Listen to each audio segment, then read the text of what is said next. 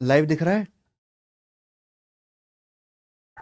चलिए जल्दी से सीट खत्म करते हैं। शीट में अपलोड करा दूं केशव, अभी अपलोड कराओ शीट। कौन सा पेयर ट्विन प्राइम नहीं है? ट्विन प्राइम मैंने आपको पढ़ाया है, ऐसे दो प्राइम नंबर जिनका डिफरेंस 2 होता है क्या कहलाते हैं? ट्विन प्राइम कहलाते हैं। जैसे कि आपके सामने लिखा जाए मेरे प्यारे भाई, यहां पर 17 और 19, ये दोनों कैसे नंबर है बच्चों? प्राइम नंबर है। इनका डिफरेंस कितने का है? 2 का गैप है। तो क्या हो गया? ट्विन प्राइम पेयर हो गया, युग्म अभाज्य संख्याएं। तो बोला कौन सा ट्विन प्राइम नहीं है? देखो सबसे पहले 11 13 दोनों प्राइम नंबर है, 2 का गैप है, ट्विन प्राइम है, ठीक है ना। 71 73 ये दोनों ही प्राइम नंबर होते हैं, 2 का गैप है, ये भी ट्विन प्राइम है। पूछा कौन सा ट्विन प्राइम पेयर नहीं है? ये देखते हैं 131 और 100, यहां भी 2 का गैप है। लेकिन बेटा 133 प्राइम नंबर होता ही नहीं है। अगर आपको पहाड़ा याद हो तो बताओ 133 किससे कटता है? 133 19 छिक्का 114, 19 सत्ते 133। उल्टा पहाड़ा भी याद होना चाहिए, यानी कि 133 प्राइम नंबर है ही नहीं, क्योंकि 19 से भी कट रहा है, और जबकि ट्विन प्राइम नंबर हो। ट्विन प्राइम पेयर का मतलब ऐसी दो प्राइम संख्याएं जिनका डिफरेंस 2 होता है। तो जब 133 प्राइम नंबर ही नहीं है तो ये पेयर ट्विन प्राइम नहीं बन सकता। तो आंसर क्या आ जाएगा? C option. समझा? क्लियर है? कोई दिक्कत? ये बहुत बढ़िया सवाल है। आ जाइए अगला सवाल, सवाल नंबर है 12। 333 और 346 के बीच आने वाली अभाज्य संख्याओं की संख्या कितनी है? क्या सवाल है बच्चों? अब सही चल रहा है ना केशव साहब? 333 और 340 46 के बीच कितने प्राइम नंबर आते हैं? ये बहुत इंपॉर्टेंट सवाल है, बहुत बार आया है। 333 और 346 के बीच कौन कौन से प्राइम नंबर हैं? हालांकि मैं पूरे लिख के बता देता हूं कौन कौन से नंबर है भाई। 333 और 346 के बीच आने वाली अभाज्य संख्याओं की संख्या पूछ रहा है कितनी है। 333 346 के बीच में कौन कौन से नंबर आते हैं? 334, 335, 336, उसके बाद 337, 338, 339, 340। आपको पेपर में इतना करना नहीं है, मैं आपको समझाने के लिए कर रहा हूं, कि अगर मैं सब हवा में करके बताऊंगा तो आपकी समझ ही नहीं आएगा, इतनी बुद्धि है ही नहीं आप पे। 342, 343, 344, 345, यही है। 333 और 346 के बीच में यही संख्या है। आपको बताना है इनमें से अभाज्य संख्याएं कितनी है, प्राइम नंबर कौन से। प्राइम नंबर मतलब वो संख्या जो एक से कटती हैं और केवल खुद से कटती हैं। 334 प्राइम नहीं हो सकता, इसके एंड में 4 आ रहा है, ये इवन नंबर है, 2 से कटेगा। यहां 5 आ रहा है, ये संख्या 5 से कट जाएगी। यहां 6 आ रहा है मेरे प्यारे भाई, ये भी 2 से कट जाएगा। 7 प्यारे दोस्तों, देखो ये सड़ा हुआ नंबर दिख रहा है, ये तो मुझे नहीं समझ आ रहा किससे कटेगा, है ना। ये चलो चेक करेंगे इसे, ये नहीं हो सकता प्राइम, है ना। एंड में 8 आ रहा है, 2 से कट जाएगा। 339 तो 3 से कट रहा है, 3 एकम 3, 3 एकम 3 और ये 9 है भाई। ये देखो एंड में 0 आ रहा है, 10 से कट रहा है, चलो ये हो सकता है। 342 से 2, एंड में 2 आ रहा है, 2 से कट जाएगा, प्राइम नहीं हो सकता। प्राइम नंबर का मतलब जो एक से कटे और केवल खुद से कटे, बाकी किसी से ना कट। 343 7 का क्यूब है, 7 से ही कट जाएगा। 344 के एंड में 4 आ रहा है, 2 से कट जाएगा। 345 के एंड में 5 आ रहा है, ये 5 से कट जाएगा। यानी कि केवल कितने नंबर बचे बच्चों? 337 और 341, ठीक है ना। ये जरूरी नहीं कि ये दोनों प्राइम हो, लेकिन बाकी कंफर्म पता चलेगा देखते ही कि अभाज्य संख्या नहीं है। अब आप ये चेक करो, क्या 337 प्राइम नंबर है? हम कैसे पता करेंगे कि 337 कोई अभाज्य संख्या है कि नहीं? देखने में सड़ा हुआ नंबर, सड़ा हुआ नंबर का मतलब ये 2 से नहीं कट रहा है, 3 से नहीं कट रहा है, तो हमें पता नहीं चल पा रहा कि भई ये किससे कट रहा है कि नहीं। तो मैं आपको एक तरीका बताता हूं। आप 337 से छोटा 337 से छोटी एक ऐसी संख्या ढूंढो जो किसी प्राइम नंबर का वर्ग हो। बताइए, 337 से छोटा कोई ऐसा नंबर ढूंढो जो किसी प्राइम नंबर का वर्ग हो। कौन सा है? 289। 337 से छोटी एक संख्या ढूंढिए परफेक्ट स्क्वायर जो किसी प्राइम नंबर का वर्ग हो। जैसे 289 है जो किसका वर्ग है? 17 का वर्ग। 17 एक प्राइम नंबर है, समझ में आया ना? 337 से छोटा एक ऐसा पूर्ण वर्ग देखो जो किसी अभाज्य संख्या का वर्ग हो। भाई समझते हो? सुना करो यार। 337 से छोटा कौन सा नंबर है? 289, जो कि प्राइम नंबर 17 का वर्ग है। चेक करो, क्या ये नंबर 17 से कट रहा है? क्या ये नंबर 17 से कट रहा है? 17 दूनी 34 नहीं। 17 से छोटा प्राइम नंबर कौन सा है? 13। क्या 13 से कट रहा है? 13 दूनी 26, बच गया 7 नहीं। 13 से छोटा प्राइम नंबर कौन सा है? क्या 11 से कट रहा है? नहीं। फिर 11 से छोटा कौन सा है? 7। 7 से कट रहा है? 7 चौक 28 नहीं, किसी से नहीं कट रहा, किसी से नहीं कट रहा। यानी कि ये कन्फर्म एक प्राइम नंबर है, किसी से नहीं कट रहा बच्चों। ये समझ में आया? अब आ जाते हैं 341। क्या आ जाते हैं बच्चे? 300। क्या ये प्राइम नंबर है बच्चों? 341 से छोटा कौन सा ऐसा नंबर है जो किसी प्राइम नंबर का वर्ग हो? 341। देखो आपके दिमाग में आएगा सर 361। अगर आपको मैथ सीखना है तो 1 से लेके 50 तक वर्ग याद करो, 1 से लेके 30 तक पहाड़े याद करो, और 1 से लेके 25 तक घन याद करो। मुझे नहीं पता कैसे करोगे, कल याद करके आना, ये याद होना चाहिए।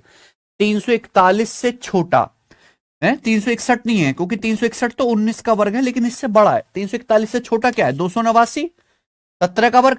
क्या ये नंबर 17 से कटता है? नहीं। ये 13 से कट रहा है? 13 दूनी 26 नहीं। क्या 11 से कट रहा है? 11 33, 11 कम 11, 11 से कट रहा है। यानी कि ये प्राइम नंबर नहीं है, क्योंकि 11 से कट गया। तो केवल अकेला एक ही प्राइम नंबर है। तो सवाल का आंसर क्या हुआ? एक। समझ में आया? बहुत अच्छे लेवल का सवाल था, लेकिन पेपर में सवाल आएगा, आप इतने सब कुछ नहीं लिखोगे, आप दिमाग में कट कर लेना कि 334 नहीं है, प्राइम 2 से कट जाएगा, 335 नहीं है, 36 नहीं है, चलो 37 हो सकता है, 38 नहीं है, 39 नहीं है, सब दिमाग में आपको करना है, लिखना कुछ भी नहीं है। चलिए, सवाल नंबर था 13। Which type of numbers are not coprime? आपको 4 विकल्प दिए हैं, इसमें बोला है किस प्रकार की संख्याएं सहभाज्य नहीं होती। ये नहीं पूछा किस प्रकार की संख्या सहभाज्य होती, सही चल रहा है ना? किस प्रकार की संख्याएं कोप्राइम नहीं होती हैं, सहभाज्य नहीं होती, ये पूछा है। पहला, एनी 2 प्राइम नंबर्स। भाई आप पहली बात तो समझो कि सहभाज्य क्या होता है। सहभाज्य कोप्राइम का मतलब ऐसी 2 संख्याएं जिनमें एक के अलावा कुछ भी कॉमन नंबर ना होता हो, जो एक के अलावा किसी भी दूसरे कॉमन नंबर से ना कटती हो। तो कोई भी 2 प्राइम नंबर क्या होते हैं? सहभाज्य होते हैं, बिल्कुल ठीक बात है। जैसे भाई 5 और 11 दोनों ही मेरे दोस्तों प्राइम नंबर है, लेकिन आपस में क्या है? को प्राइम भी है, क्योंकि 5 11 एक के अलावा किसी और नंबर से कटेंगे। उसके बाद एनी 2 कॉन्जिक्यूटिव ऑड नंबर, कोई 2 क्रमागत विषम संख्याएं। आप कोई भी 2 क्रमागत विषम संख्याएं लिख दो, हमेशा को प्राइम होंगी। जैसे मेरे भाई आपने लिख दिया मेरे दोस्तों 15। 15 क्या है? एक विषम संख्या। 15 की अगली विषम संख्या क्या आएगी? 17। बताओ कुछ कॉमन दिख रहा है क्या इसमें? नहीं। तो ये क्या है आपस में? तो ये भी को प्राइम होंगी। एनी 2 कॉन्जिक्यूटिव नंबर्स, कोई 2 क्रमागत संख्याएं, कोई भी 2 लगातार संख्या, मैंने कल ही बताया था आपस में क्या होती हैं? को प्राइम होती हैं। कोई भी 2 लगातार संख्या लिख लो, एक नंबर है 8, 8 का अगला क्या है? 9, क्या होंगी आपस में? को प्राइम होंगी। एनी 2 कॉन्जिक्यूटिव इवन नंबर, कोई 2 क्रमागत सम संख्याएं। कोई 2 क्रमागत सम संख्या, जैसे 12 है, 12 की अगली क्रमागत सम संख्या क्या आएगी? क्रमागत का मतलब लगातार है ना? तो 12 सम संख्या, 12 की अगले क्या आएगी? 14। तो 12 और 14 के आपस में को प्राइम है। क्यों? क्योंकि 12 14 किससे कट जाएगा? दोनों ही 2 से कट जाएंगे, तो ये को प्राइम नहीं है। तो इस सवाल का आंसर आएगा डी ऑप्शन। ठीक है जी, चलो आगे चलते हैं। ये बताइएगा, सवाल नंबर 14, यह सवाल बहुत बढ़िया है। 110 तक की सभी विषम अभाज्य संख्याओं को एक साथ गुणा किया जाता है, इस गुणनफल का इकाईकांक क्या है? बताइए बच्चे। 110 तक जितनी भी विषम अभाज्य संख्याएं, उनको क्या करते हैं हम? एक साथ गुणा करते हैं। तो गुणा करने पर नंबर कुछ भी आए हमें नहीं मतलब उससे उस गुणा में इकाईकांक क्या आएगा? इकाईकांक समझते हैं? Unit digit. सबसे दाएं का अंक क्या आएगा? देखो, हमें 110 तक की अभाज्य संख्याओं को गुणा करना है, लेकिन कौन कौन सी? केवल 110 तक विषम अभाज्य। देखो, दो सबसे छोटी अभाज्य संख्या, लेकिन दो क्या है? सम। ये नहीं लेंगे। दो से आगे 3, 5, 7, 11, 13, ये सब क्या है? विषम अभाज्य संख्या है ना। इन सब की मेरे दोस्तों क्या करी जाती है? 110 तक ऐसे ही क्या करी जाती है? आपस में गुणा। तो गुणा करने पर जो भी नंबर आए कोई मतलब नहीं है, उस नंबर का इकाईकांक क्या है, यही पूछा है। बताइए बच्चों, अगर किसी बच्चे में है हिम्मत इस सवाल को बताने की। देखो, इकाईकांक की कैलकुलेशन केवल इकाई के अंक पर ही निर्भर करती है। एक बात बताऊं आपको, एक स्पेशल केस बताता हूं आपको। यहां पे एक नंबर दिखाई दे रहा है 5, ठीक है ना। आप 5 की अगर किसी भी ऑड नंबर में गुणा करोगे, किसी भी ऑड नंबर में, तो हमेशा इकाईकांक 5 ही आएगा। 5 तिया 15, 5 सत्ते 35, 5 गुणा 21 105, 5 गुणा 23 115, 5 गुणा 27 135, एंड में 5 ही आ रहा है। लेकिन जहां 5 की किसी भी इवन नंबर में गुणा हुई, हमेशा क्या आएगा? इकाईकांक 0। 5 दूनी 10, 5 चौक 20, 5 छिंग 30, एंड में 0 ही आएगा। तो यहां आपको केवल 5 पे ध्यान देना थे। 5 दिख रहा है। अब ये सब क्या है? विषम नंबर। तो आप 5 की कितनी भी गुणा करते रहो, 5 तिया 15, 15 सत्ते 105, एंड में क्या आना है? इकाईकांक 5 ही आना है। तो इस सवाल का आंसर क्या आ जाएगा बेटा? 5। स्पेशल केस है। तो विनय जो 0 बता रहा है वो गलत है, पीयूष 3 बता रहा है, गलत है।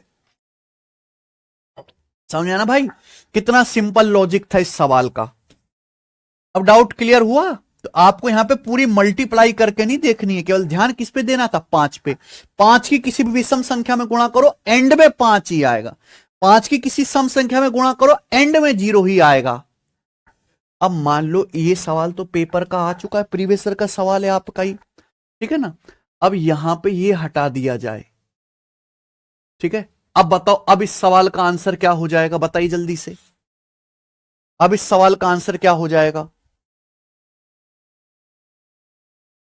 110 तक की सभी अभाज्य संख्याओं को एक साथ गुणा किया जाता है, इस गुणनफल का इकाईकांक क्या है? अब ये वाला सवाल आ जाए, बताओ बच्चों, तो इसका उत्तर क्या हो जाएगा आपके सामने?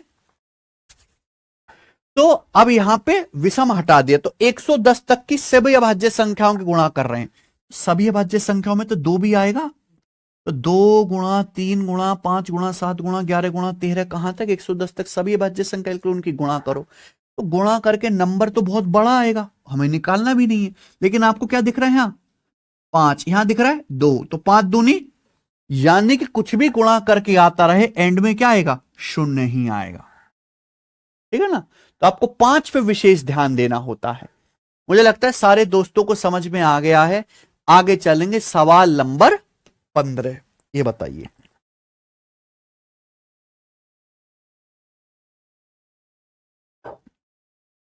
तिरपन से 97 तक कितनी भाज्य संख्याएं हैं? सवाल देख लिया आपने, ठीक है। ये देखो, इसका हल्का वर्जन तो मैंने कल करा दिया, एक लेवल ऊपर है। 53 से लेके 97 तक कितनी संख्याएं ऐसी हैं जो भाज्य हैं? अभाज्य नहीं पूछा। अगर अभाज्य संख्याएं पूछा तो मुझे पता है कौन कौन से, मैं सीधा गिन लेता, ठीक है ना। अच्छा, यहां पूछा है 53 से लेके 97 तक कितनी भाज्य संख्याएं। यहां यह नहीं कहा कि 53 से 97 के बीच। अगर ये कहता ना कि 53 से 97 के बीच कितनी भाज्य संख्याएं, तो ना हम 53 लेते ना 97 लेते। यहां बोला है 53 से 97 तक कितने नंबर ऐसे हैं जो कंपोजिट है, यानी कि 53 भी काउंट करना है और 97 भी काउंट करना है। भाई आई बात समझ में ना? तो आप बोलोगे हाँ जी सर, यानी कि 53 से लेके 97 तक आप नंबर लिखो, 53, 54, 55, 56, 57, 58, कहां तक? 97 तक। तो इसमें कुछ नंबर ऐसे होंगे जो प्राइम होंगे, कुछ नंबर ऐसे होंगे जो कंपोजिट होंगे, भाज्य होंगे। तो आपसे पूछा है कि कंपोजिट नंबर कितने हैं, यही तो पूछे सवाल में। बिल्कुल आकाश, 100%। इस बैच की अगर आप पढ़ाई कर लोगे तो यूपी कांस्टेबल के लिए आपको अलग से गणित नहीं पढ़ना पड़ेगा, गारंटी है। ठीक है जी। चलिए, तो भैया आप ये बाद में निकालना कि 53 से 97 तक कंपोजिट नंबर कैसे हैं। पहले आप मुझे, जितने भी बच्चे इस क्लास में पढ़ रहे हैं, ये बता दो कि अगर मैं 53 से 97 तक लगातार नंबर लिख दूं तो टोटल कितनी संख्याएं हैं? ये टोटल कितनी संख्याएं बताओ।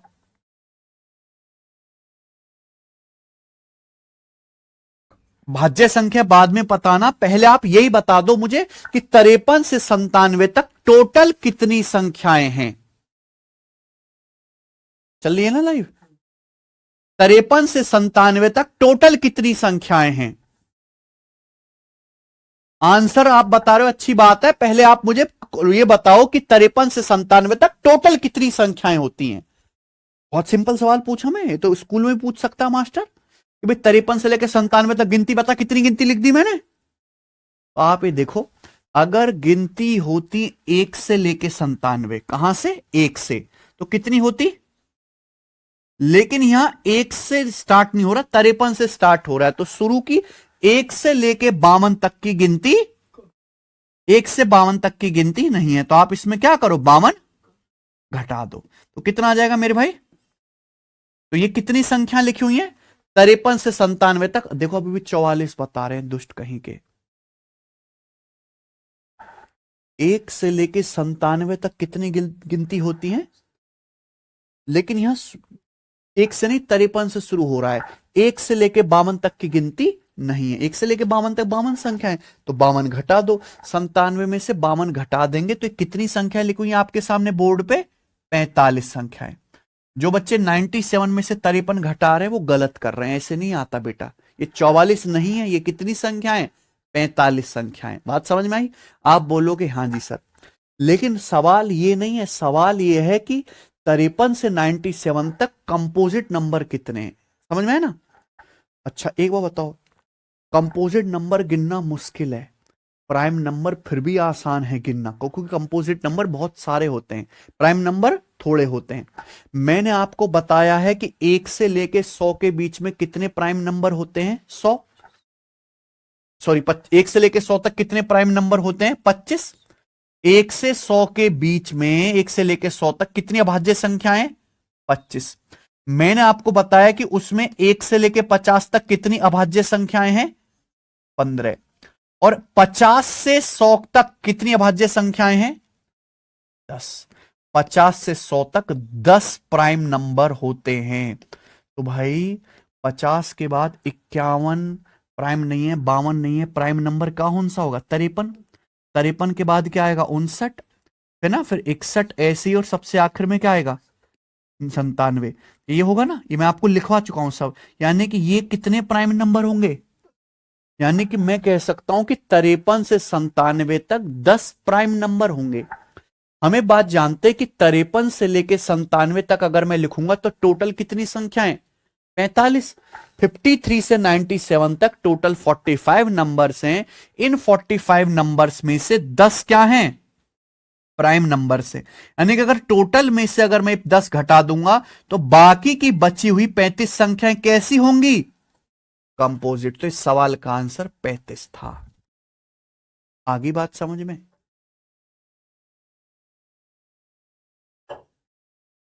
बताओ बच्चों, कैसा सवाल है कि नहीं जबरदस्त? ठीक है, चलिए आगे चलते हैं। अगला सवाल, सवाल है आपके सामने यहां पर 16।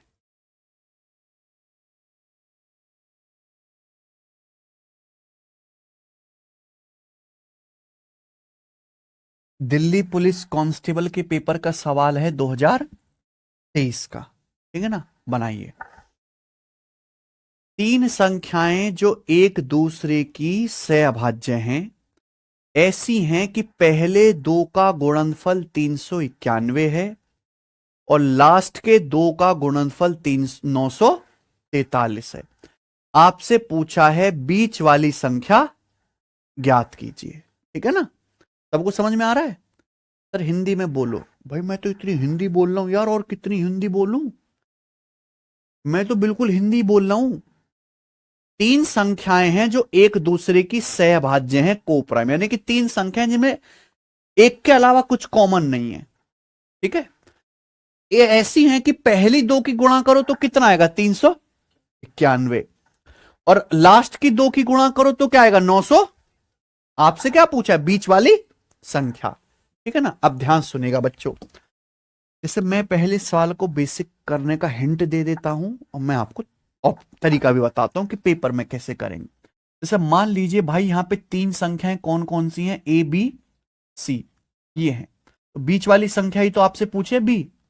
तो सवाल के अकॉर्डिंग जब हम क्वेश्चन पढ़ते हैं तो ये पता चला कि पहली दो संख्याओं की गुणा करके क्या आ रहा है 391।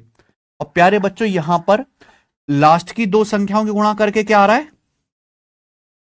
943 आ रहा है। आपसे पूछा बीच वाली, एक्चुअली ये जो बी है वो यहां भी आ रहा है, यहां भी आ रहा है, ठीक है ना बच्चों। आप बोलोगे हाँ जी सर बिल्कुल सही है ना। अगर आप इन दोनों को डिवाइड करते हो तो बी कट जाएगा, कट जाएगा। इधर से भी कुछ ना कुछ कटना चाहिए, जो इधर से कटेगा वही बी का मान है। ये बात समझ में आ रहा है सचिन? भाई पहली दो संख्याओं गुणा ए गुणा बी 391 और बाद की दो संख्याएं बी और सी, इनकी गुणा 943। हमें क्या निकालना है? बीच वाली संख्या। बच्चों अगर मैं इनको भाग देता हूं तो यहां लेफ्ट साइड से भी कट जाएगा, राइट साइड से भी कुछ ना कुछ कटेगा। जो राइट साइड से कटेगा वही क्या है? वही क्या है? बी की वैल्यू है। आप बोलोगे हाँ जी सर, यानी कि यहां जो बड़ी से बड़ी संख्या इन दोनों में से कट जाएगी वही क्या है? बी का मान है। समझ में आया ना सचिन? जो बड़ी से बड़ी संख्या 391 और 943 से कट जाएगी, क्योंकि इधर भी बी से भी कट रहा है तो उधर भी तो कुछ ना कुछ काटेंगे, हम डिवाइड करेंगे, वही क्या होगा? बी का मान। यानी कि बी की जो वैल्यू होगी एक ऐसी संख्या है जो 391 को भी काटती होगी और 943 को भी काटती होगी, है कि नहीं? और बड़ी से बड़ी होगी, यानी कि इनका एचसीएफ। तो ये है इस सवाल का बेसिक। एचसीएफ मतलब वो बड़ी से बड़ी संख्या, भाई दोनों को भाग करो तो बी से बी कट जाएगा, यहां भी बड़े से बड़ा जो कट जाएगा ना, तो ए की वैल्यू बचेगी और सी की वैल्यू बचेगी। तो जो बड़ी से बड़ी संख्या 391 943 दोनों को काट देगी वही क्या होगा? बी का मान। यानी कि बी की वैल्यू होगी इनका एचसीएफ, हाईएस्ट कॉमन फैक्टर। अब मैंने आपको एचसीएफ चैप्टर पढ़ाया नहीं है, लेकिन बेसिक आपको समझ में आ गया कि ये है। जब जिस दिन आप एचसीएफ निकालना सीख लेंगे ये सवाल भी सीख लेंगे। तो फिर इस सवाल को हम करें कैसे प्यारे दोस्तों? ऑप्शन से। कैसे कर लेते हैं? ऑप्शन से। जो भी ऑप्शन इसको सेटिस्फाई करेगा वही क्या है? बी की वैल्यू। मान लेते हैं प्यारे दोस्तों कि यहां बी का मान क्या है 19।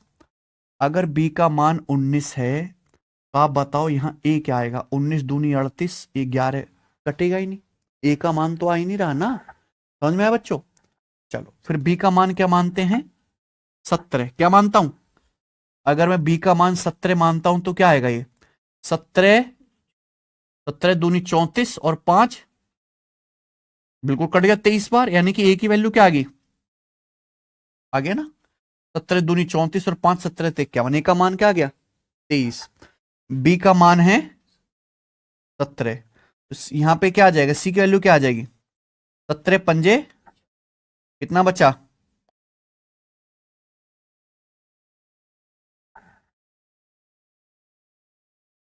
ए गुणा बी गुणा सी, 23। देखा?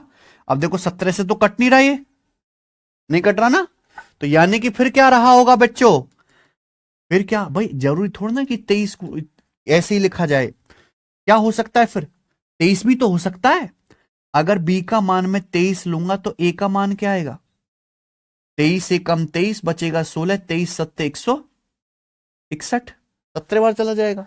बी का मान अगर 23 लेंगे, बी 23 है तो सी क्या आएगा, 23 चौका 92, 23 से कम 23, ये आ गया ना।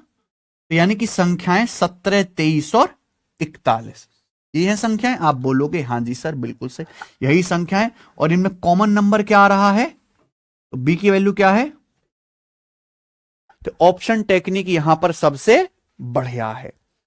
ठीक है, आगे चलेंगे, एक और सवाल करेंगे इसी टाइप का। बताओ, सवाल नंबर है 17।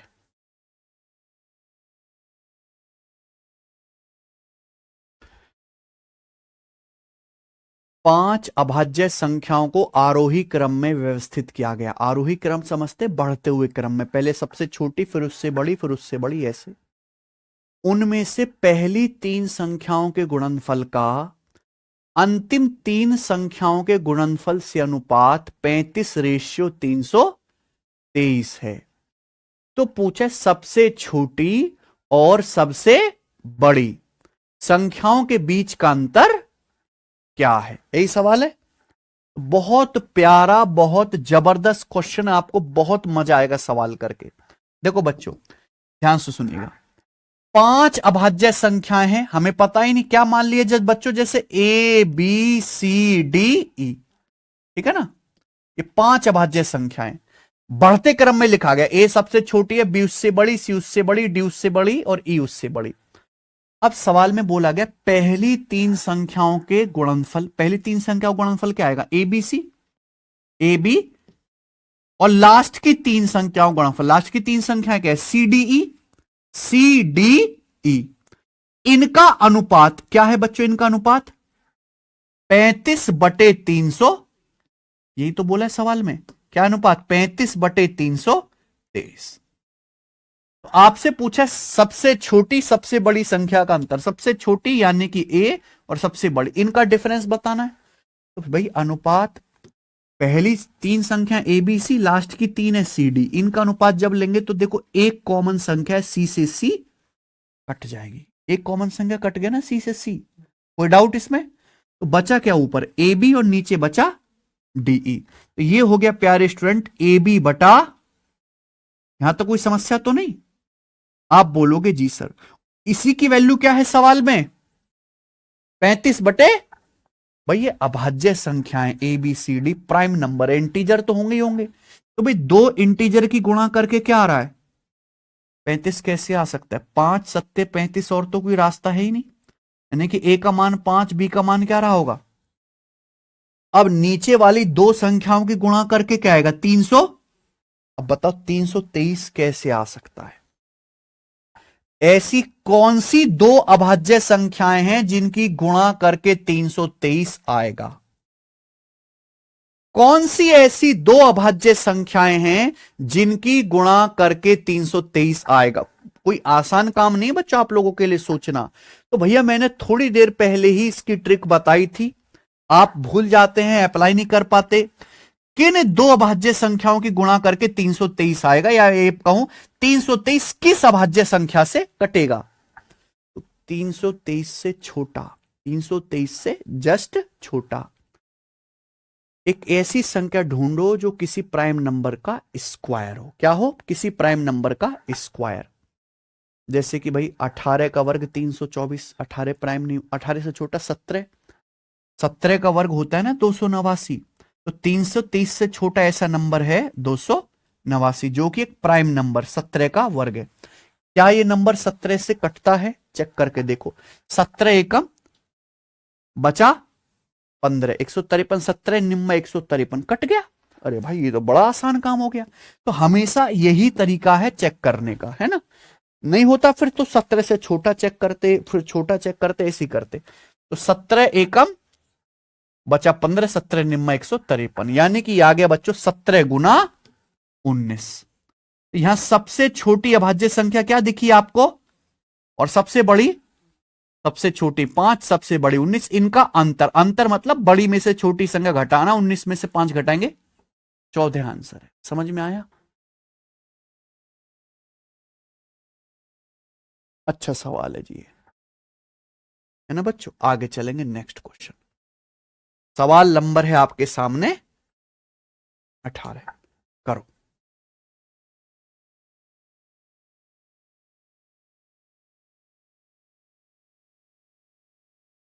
मस्त है क्वेश्चन, बहुत बेहतरीन सवाल मैं कहूंगा इसे, ठीक है।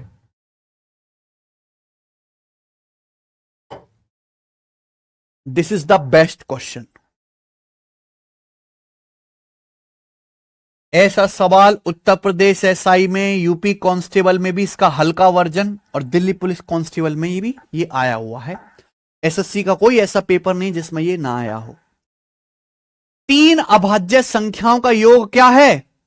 72।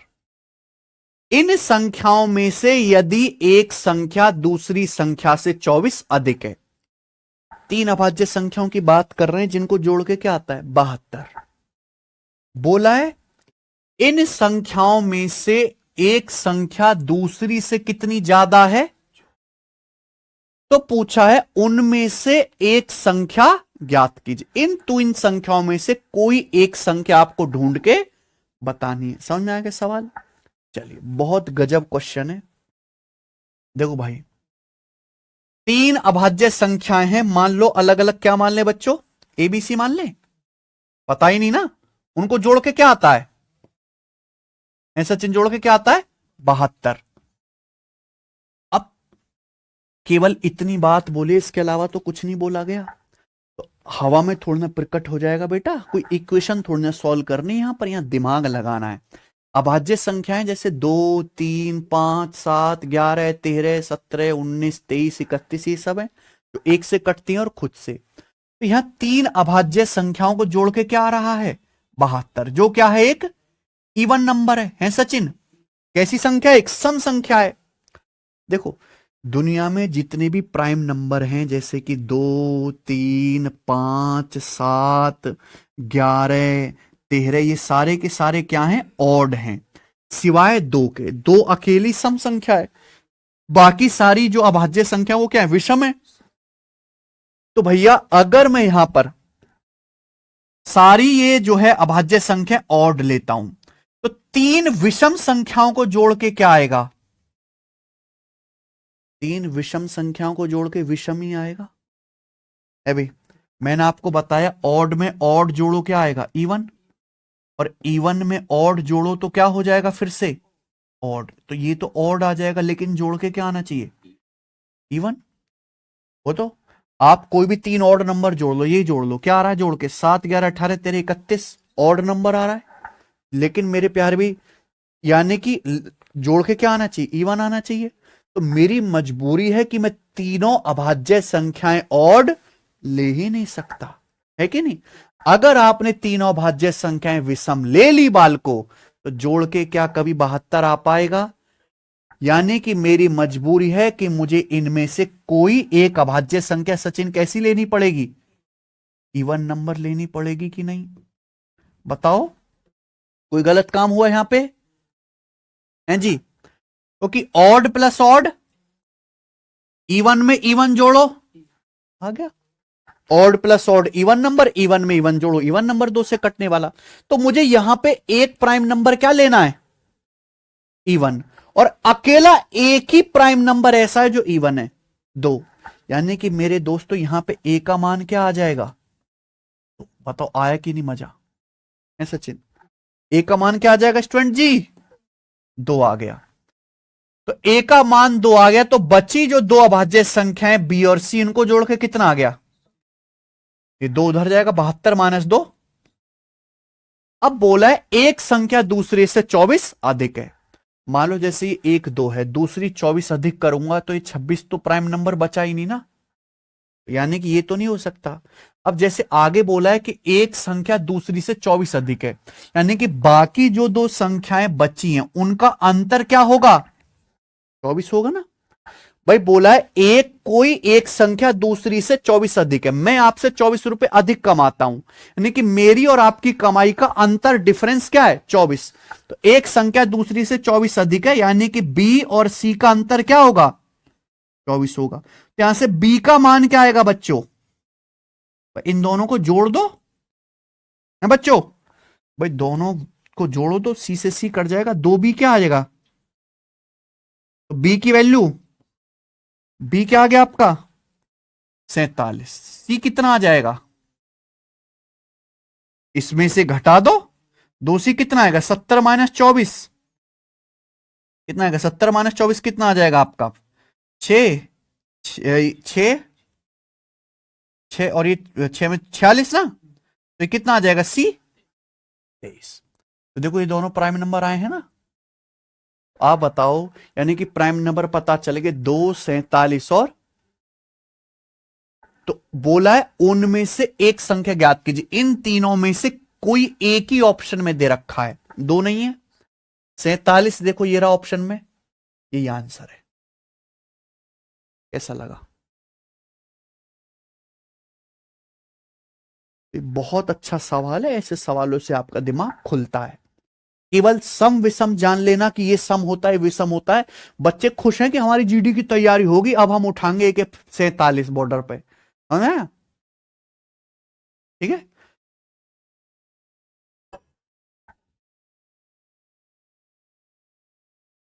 इसके आगे भी एक दुनिया होती है, कोई हाई फाई का नहीं, दिल्ली पुलिस कांस्टेबल का ही सवाल है ये। ठीक है बच्चों, चलें आगे।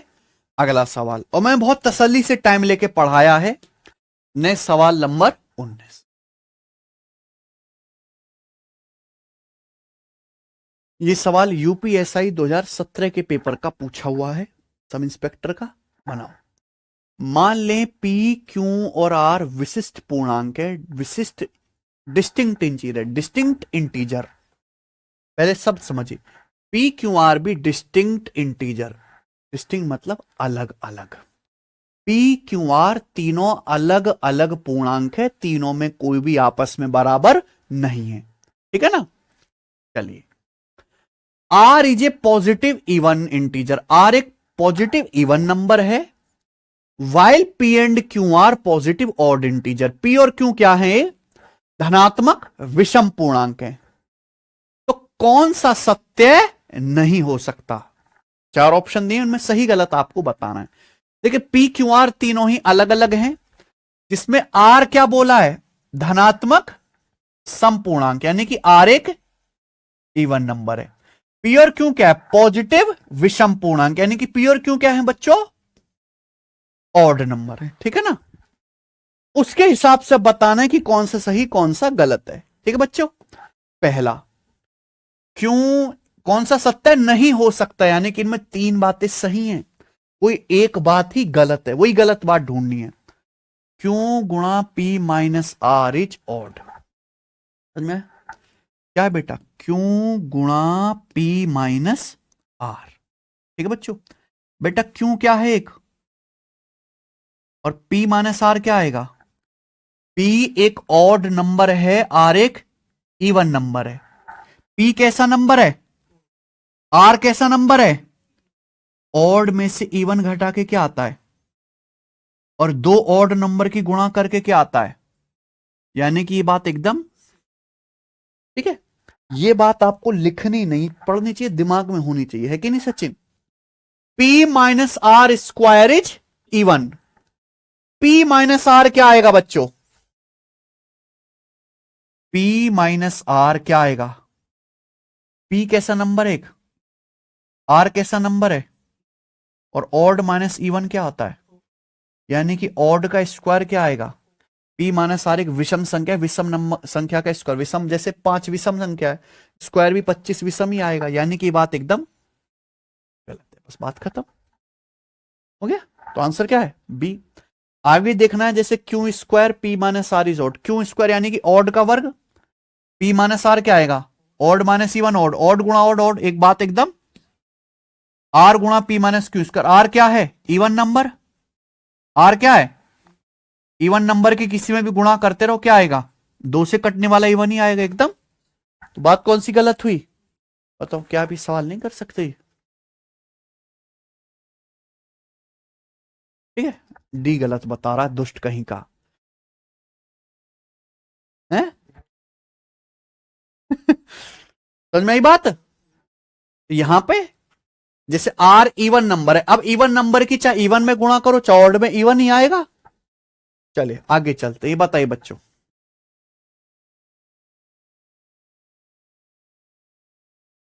20वां सवाल, Uttar Pradesh police jail warden 2020 का सवाल है। How many numbers from 1 to 1000 including both ends are there which are both perfect square as well as perfect cube?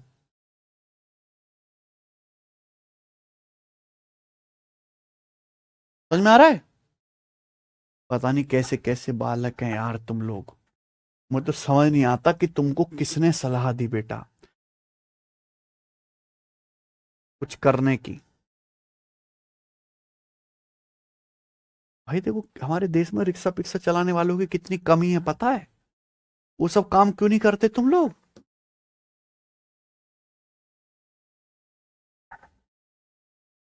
नहीं समझ में आया बेटा, नहीं समझ में आया तो अब कुछ नहीं हो सकता। ऐसा चीज समझ में नहीं आना चाहिए था यार, हैं?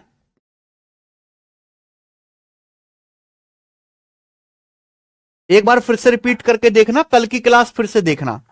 मैंने बताया ना, ऑड में ऑड जोड़ोगे इवन आएगा, ऑड में ऑड घटाओगे इवन आएगा, ये सब पढ़ो पहले, पहले बेसिक पढ़ो तब सवाल करो। चलिए देखिए अगला कंसेप्ट मैं आपको समझाता हूं। अगला कंसेप्ट है परफेक्ट स्क्वायर या पूर्ण वर्ग संख्याएं क्या होती हैं। ठीक है ना, परफेक्ट स्क्वायर या पूर्ण वर्ग संख्याएं क्या होती हैं। देखो प्यारे बच्चों, अगर आप किसी भी होल नंबर का स्क्वायर करेंगे तो क्या जो नंबर आएगा वो क्या आएगा? परफेक्ट स्क्वायर होगा। If a number is the square of any whole number it's called a perfect square. किसी भी संख्या का वर्ग करने, किसी भी होल स्क्वायर नंबर का, होल नंबर का वर्ग करने पर जो संख्या आती है वो क्या कहलाती है? परफेक्ट स्क्वायर, या हिंदी में पूर्ण वर्ग कही जाती है। समझ में आया? क्लियर है? यानी कि परफेक्ट स्क्वायर या नंबर का मतलब है, पूर्ण वर्ग संख्या का मतलब है मेरे प्यारे भाई N square form, N square रूप। ठीक है बच्चों, आपको बात समझ में आ गई? जैसे कि मेरे दोस्तों 1 क्या है? एक होल नंबर है, 1 का स्क्वायर करेंगे तो क्या आएगा? 1, तो 1 एक परफेक्ट स्क्वायर है। ठीक है बच्चों, आपके सामने देखो आप लिखा हुआ है 5, 5 क्या एक होल नंबर है, तो 5 का स्क्वायर करेंगे तो 25 क्या है? एक परफेक्ट स्क्वायर नंबर है। ठीक है बच्चों, आपके सामने लिखा है 13, 13 क्या है? एक होल नंबर, पूर्ण संख्या। इसका वर्ग करेंगे तो वर्ग करने पर जो 169 आएगा, 169 क्या है? परफेक्ट स्क्वायर नंबर है। आपके सामने लिखा बच्चों 81, क्या 81 परफेक्ट स्क्वायर नंबर है? बिल्कुल है, क्योंकि 81 को क्या लिख सकते हो आप? 9 का स्क्वायर। लेकिन मैं आपसे कहूं 106, क्या ये परफेक्ट स्क्वायर नंबर है? 106 किसी नंबर का वर्ग नहीं होता, इसलिए परफेक्ट स्क्वायर नंबर 106 नहीं है। तो ये आपके सामने लिखा है 1, 4, 9, 16, 25 किसी ना किसी के वर्ग हैं, ये सब क्या है? परफेक्ट। ऐसे आगे चलते हैं, परफेक्ट क्यूब या हिंदी में पूर्ण घन।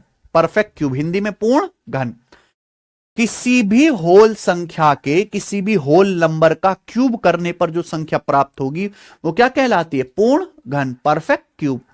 किसी भी होल नंबर का आप पावर 3 कर दीजिए, किसी भी होल नंबर की क्या कर दीजिए? पावर 3, तो जो नंबर आएगा वो क्या आएगा? Perfect cube. जैसे कि मेरे प्यारे भाई 2, 2 क्या है? एक होल नंबर है? तो 2 का क्यूब करोगे क्या आएगा? 8 कैसा नंबर है? Perfect cube. 8 परफेक्ट क्यूब है, 2 का क्यूब 27 परफेक्ट क्यूब है, 3 का क्यूब 64, 4 का क्यूब है 125, 5 का क्यूब है 216, 6 का क्यूब है, तो ये सब क्या है? Perfect cube. 1000, 10 का क्यूब है। कुछ संख्याएं ऐसी होती हैं जो परफेक्ट स्क्वायर भी होती हैं और परफेक्ट क्यूब भी होती हैं। कुछ संख्याएं ऐसी होती है मेरे प्यारे भाई जो पूर्ण वर्ग भी होंगी, पूर्ण घन भी होंगी, यानी कि वो एन स्क्वायर भी आएगा, उसमें पावर 2 भी आएगी, और परफेक्ट क्यूब बनने के लिए पावर 3 भी आएगी। तो पावर 2 भी आए, पावर 2 भी 3 भी आए, इसका मतलब उनमें क्या होगी, पावर 6। यानी कि किसी होल नंबर की पावर 6, किसी होल नंबर की पावर 6, अगर किसी होल नंबर की पावर 6 करेंगे तो जो संख्या बनेगी वो परफेक्ट स्क्वायर भी होगी, as well as perfect cube भी होगी, वो पूर्ण वर्ग भी होगी, पूर्ण घन भी होगी। जैसे कि आपके सामने मेरे प्यार में एक नंबर लिखा है 2। 2 कैसा नंबर है, होल नंबर है। अगर मैं 2 की पावर 6 करता हूं तो क्या आएगा बच्चों, 2 की पावर 6, 2 दूनी 4, 2 की पावर 6 का मतलब है 2 की 6 बार गुणा।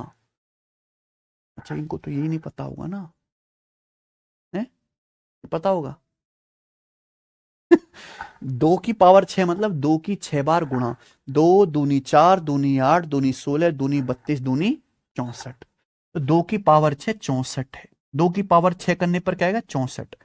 तो मैंने 2 की यहां पावर 6 कर दे, तो जो 64 आएगा वो पूर्ण वर्ग भी होगा, पूर्ण घन भी होगा। क्यों होगा, क्योंकि बच्चों 64 क्या होता है, 8 का वर्ग, और 64 देखो 4 का क्यूब भी होता है, 4 का क्यूब 64। इसलिए 64 परफेक्ट स्क्वायर भी है और परफेक्ट क्यूब भी है। उसी पे ये सवाल है भाई, है ना, ये सवाल इसी पे तो आया है जेल वार्डन के पेपर में, कि 1 से लेके 1000 तक कितनी संख्याएं ऐसी हैं जो पूर्ण वर्ग भी हैं और पूर्ण घन भी हैं, बताओ जरा।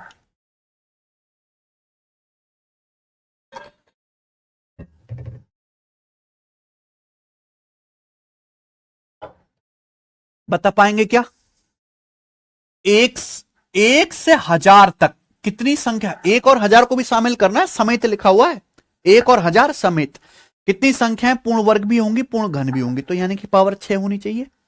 तो सबसे पहले क्या आएगा, 1 की पावर 6 आ जाएगा ना, 1, 1 देखो 1 का वर्ग भी होता है, 1 का क्यूब भी 1 होता है। फिर आगे क्या आ जाएगा, 2 की पावर 6 यानी कि 64, ये आ गया, ये परफेक्ट स्क्वायर भी है, परफेक्ट क्यूब भी है। फिर आगे क्या लेंगे, 3, 3 की पावर 6 क्या आएगा, 3 की पावर 6 आ जाएगा 729, 3 तिया 9, तिया 27, तिया 81, तिया 243, तिया 729। फिर आगे क्या आ जाएगा बच्चों, 4 की पावर, तो बहुत बड़ा नंबर है, बहुत बड़ा नंबर, 4 चौक 16 चौका 64 चौका 256 चौका 1024, बड़ा हो गया ना 1000 से। यानी कि 1 से लेके 1000 तक के बीच में 3 ही नंबर ऐसे हैं जो परफेक्ट स्क्वायर भी हैं और परफेक्ट। आंसर क्या है, आखिरी सवाल करेंगे भैया आज की क्लास का भी और इस शीट का भी, ठीक है ना। जीडी 2025 का ये सवाल है बच्चों, अगर किसी बच्चे ने कर दिया तो उसको ऑस्कर मेरी तरफ से, है कि नहीं सचिन।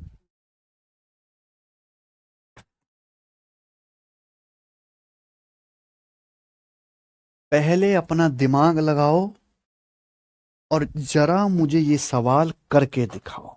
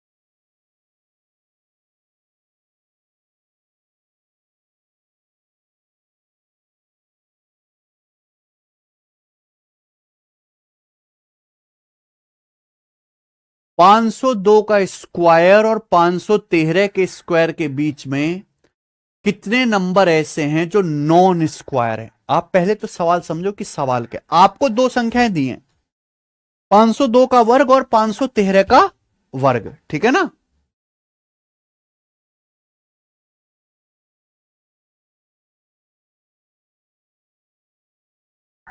पांच सौ दो का वर्ग, 513 का वर्ग। सवाल यह है इनके बीच में पूछ रहा है कितने नंबर ऐसे हैं जो पूर्ण वर्ग नहीं है, नॉन स्क्वायर। नॉन स्क्वायर, सबसे आपको मेरी बात समझ में आई? देखो, 502 के वर्ग और 513 के वर्ग के बीच में बहुत सारे नंबर आएंगे बेटा, ऐसा चिन्हाएंगे कि नहीं? बहुत सारे। इनके बीच में बहुत सारे नंबर आएंगे। उन नंबर में से हो सकता है कुछ नंबर स्क्वायर हो, कुछ नंबर ना हो। तो इनके बीच में जो नंबर परफेक्ट स्क्वायर नहीं है वो बताने। 513 है, सॉरी। ठीक बच्चों, सबको सवाल समझ में आ गया? पहले आप मुझे यह बताइए कि आपको सवाल समझ में आ गया है, ठीक है ना? 502 वर्ग और 513 के वर्ग के बीच में बहुत सारी संख्याएं, हो सकता है कुछ परफेक्ट स्क्वायर हो, कुछ ना हो। तो वही पूछा कितनी संख्या ऐसी हैं जो पूर्ण वर्ग नहीं है, नॉन स्क्वायर है। समझ में आया? तो भाई ये सब आप बाद में करना। पहले बताओ कि 502 के वर्ग और 513 के वर्ग के बीच में टोटल नंबर कितने आते हैं? टोटल नंबर्स कितने आते हैं? अच्छा, ये तो सवाल फिर भी जीडी के पेपर में बहुत हाई लेवल का पूछा और कई बार पूछा था, ठीक है ना? केवल इतना सवाल भी बन सकता है कि 502 स्क्वायर और 513 स्क्वायर के बीच में कुल कितनी संख्या, ये सवाल भी तो बन सकता है कि नहीं? आपसे इतना सवाल भी आशीष सिंह चौहान नहीं आया सर जी।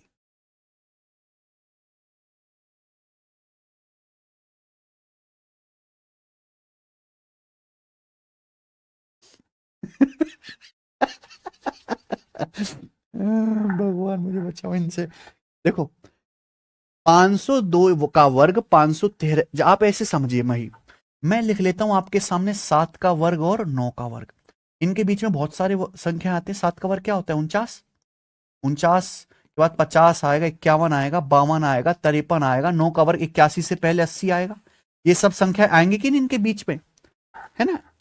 इनमें से कुछ संख्याएं ऐसी हो सकती हैं जो परफेक्ट स्क्वायर होंगी, कुछ हैं जो नहीं होंगी। तो ये पूछा कितनी संख्या ऐसी हैं जो परफेक्ट स्क्वायर नहीं है। अब सवाल समझ में आया? तो ये सब बाद में निकालना। पहले आप ये बताओ कि इन दोनों के बीच में, 502 का वर्ग और 513 के वर्ग के बीच में कुल कितनी संख्याएं आती हैं? सबको समझ में आया?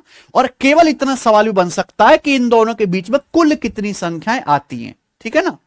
चलिए, अच्छा एक बात समझिए, जैसे हमने आपके सामने गिनती लिख दी 5 6 7 8 9, ठीक है बच्चों? यहां ये है बच्चों 5, ये है बच्चों 9। तो मैं पूछता हूं 5 और 9 के बीच में कितनी संख्याएं आती हैं? मैं आपसे पूछूं 5 और 9 के बीच में कितनी संख्याएं आती हैं? कितनी आती हैं? 3। तो कैसे निकालोगे भाई? ये तो बहुत आसान बात है। कैसे निकालोगे? आप सबसे लास्ट में से पहली वाली घटा दोगे, तो 9 में से 5 घटाओगे तो क्या आएगा? 4। लेकिन बीच में तो संख्या 3 ही है। एक्चुअली जब आप मेरे दोस्तों सबसे आखिर में से पहला घटाते हो तो बीच के गैप आ जाते हैं 4, बीच के गैप आ जाते हैं 4। लेकिन गैप 4 है, संख्याएं तो बीच में 3 ही है। तो इसमें से क्या करना पड़ता है? हमेशा एक कम करना पड़ता है। तो 5 और 9 के बीच में कितनी संख्याएं? 3 संख्याएं। तो आपने ना एक तरीका सीख लिया। क्या तरीका सीख लिया? कभी भी जैसे आपको यह बताना हो कि इन दोनों के बीच में, 502 के वर्ग और 513 के वर्ग के बीच में, अरे राक्षस सुन, पहले कमेंट मत कर। 502 के वर्ग और 513 के वर्ग के बीच में कितनी संख्याएं हैं? अगर आपको यह पता लगाना है तो सबसे आखिरी वाले नंबर में से सबसे पहली वाली संख्या घटा दो। लेकिन ये गलत है, ये नहीं आया। इसमें से भी हमें एक कम करना पड़ेगा। भाई सचिन, बात समझ में? ठीक है ना? तो अगर आपके सामने कभी जिंदगी में पेपर में सवाल आ जाए, कोई कुछ भी दे दे कि 502 के वर्ग और 513 के वर्ग के बीच में, इनके बीच में कितनी संख्याएं, तो सबसे आखिर में से सबसे पहला वाला नंबर घटाओ, लेकिन उससे एक कम करो। यहां पे मैंने आपको एग्जाम्पल भी दे के समझा दिया कि ऐसा क्यों।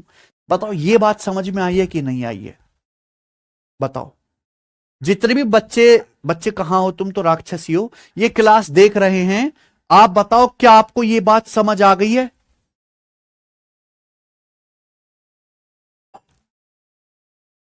अरे कबाड़ो, क्या तुम्हें ये बात समझ में आ गई है? बोलो। 502 के पहले आप ये पता लगाइए कि 502 के वर्ग और 513 के वर्ग के बीच में टोटल कितनी संख्याएं हैं। ठीक है ना? तो कैसे पता लगेगा? मैंने आपको टेक्निक बताई कि सबसे आखिर में से सबसे पहला वाला नंबर घटाओ और उसमें से एक कम कर लो। कम कर लिया? ठीक है बच्चे।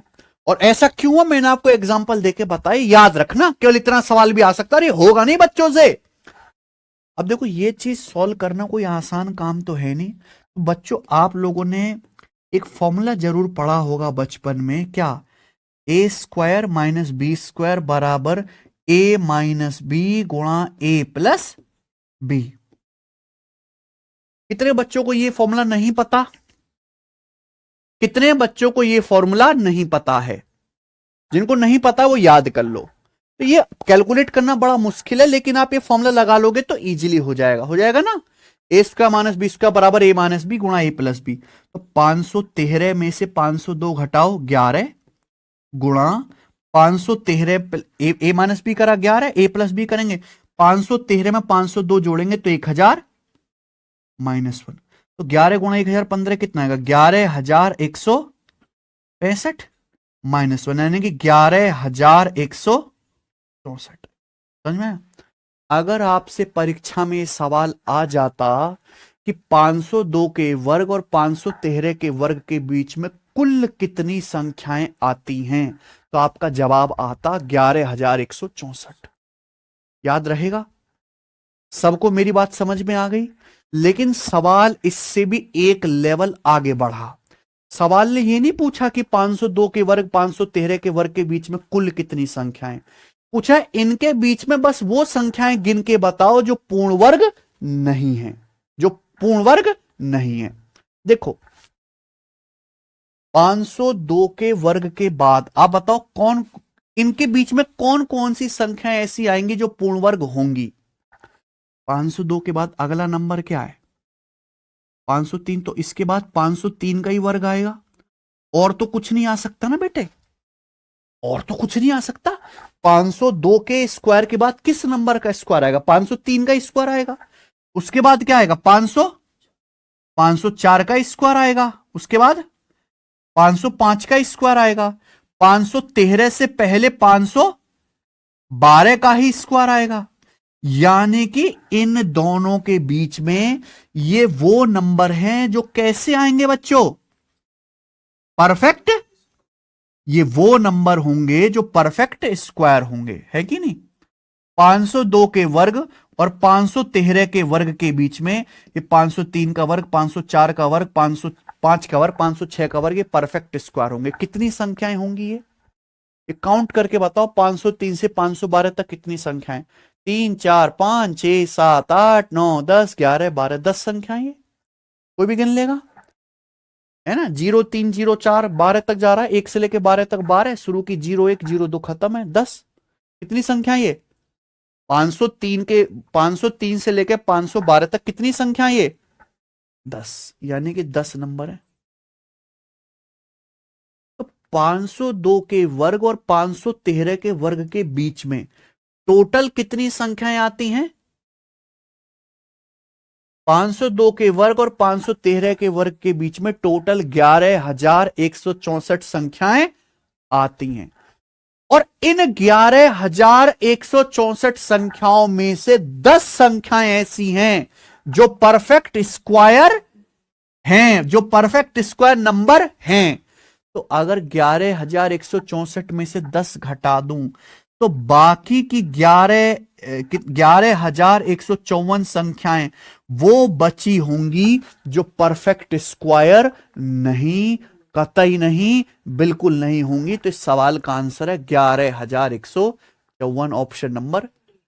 अगर आपको ये सवाल समझ में आया तो कमेंट में यस लिख दो। ये सवाल कई लेवल पे बन सकता है।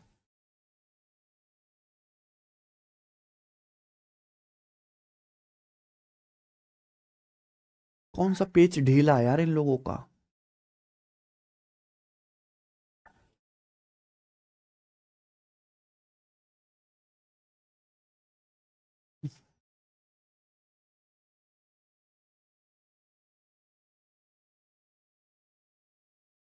जितने बच्चों को भी ये सवाल समझ आ गया है वो कमेंट में यस लिख देंगे। देखो ये आखिरी लेवल का यानी कि सबसे टफेस्ट लेवल का सवाल है, ठीक है ना।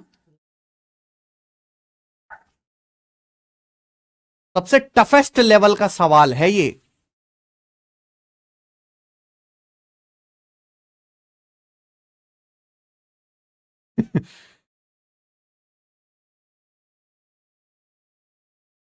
सर मैं त्रिपुरा से हूं, मेरा नाम लीजिए।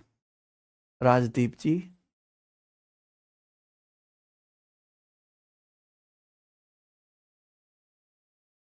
सुधीर जी एक बार और रिपीट करके देखिएगा इस सवाल को। जिन बच्चों को नहीं समझ में, एक बार और रिपीट करके देखना, कॉपी पेन लेके खुद से भी दोबारा करके देखना, ठीक है ना। सवाल हाई लेवल का है ना। इस तरह की जिंदगी में आपने कभी कुछ पढ़ा नहीं है। यूट्यूब पे नहीं पढ़ाते बेटा ये सब टीचर, ना ना ना। यूट्यूब पे तो बस हल्का हल्का फोका फोका लाके समझा देते हैं, ठीक है जी। चलो अगर ये सब यूट्यूब पर पढ़ाने लगे तो बच्चा जीडी की तैयारी करना बंद कर दे। इसलिए वहां पे बच्चों को बांधे रखना है ना, तो केवल हल्का हल्का पढ़ा के आपको दिन में काटा जाता है आपका, ठीक है जी। चलिए तो इतना ही छोड़ते हैं, इसके आगे हम करेंगे कल